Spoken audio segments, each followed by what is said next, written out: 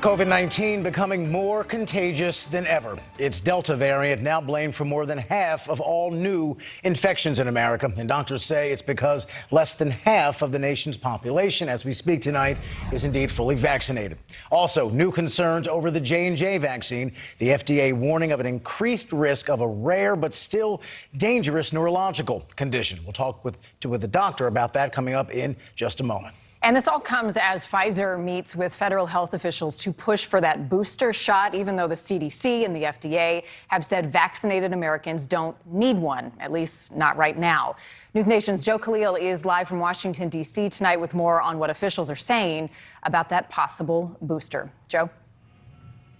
Yeah, Marty, and so we're getting some clarity now about the meeting that happened with Pfizer officials and the country's top health experts. And turns out, according to New York Times reporting, that no one's opinion has really changed. So according to our own reporting, we knew going in, a lot of the top doctors were hesitant. They didn't think that people who had gotten a vaccine from Pfizer would need a third booster shot.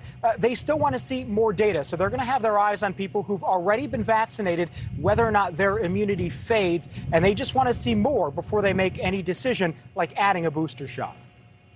Drug maker Pfizer making its case today to U.S. health officials for why a third dose of its vaccine is necessary, even as the nation's top medical experts say it's not, at least not yet. That really reflects the power of these vaccines and the fact that they are very durable. So I don't think for the general population that in the short run, boosters are going to be necessary. Dr. Ramesh Adalja says the booster shot isn't immediately necessary because fully vaccinated people have shown strong immunity to COVID variants.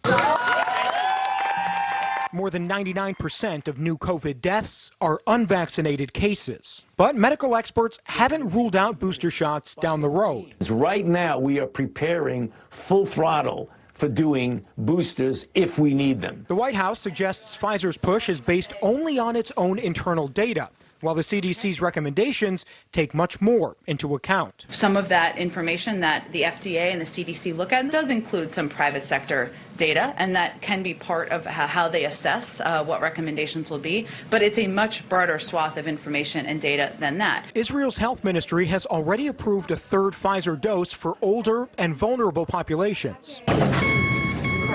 Pfizer's push comes as the Delta variant, a more contagious mutation of COVID-19, continues to spread in the U.S., especially in states with low vaccination rates. Hospital chains in the Southeast are seeing surges in cases. One hospital in Missouri ran out of ventilators. A month ago, we had 35 patients, and we had 105 last week. So in less than a month, we had tripled.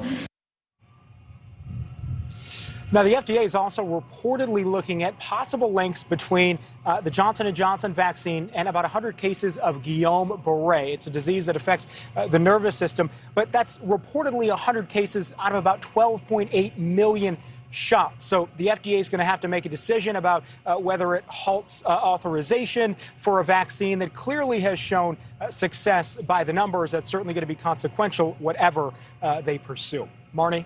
Joe Khalil live in Washington tonight.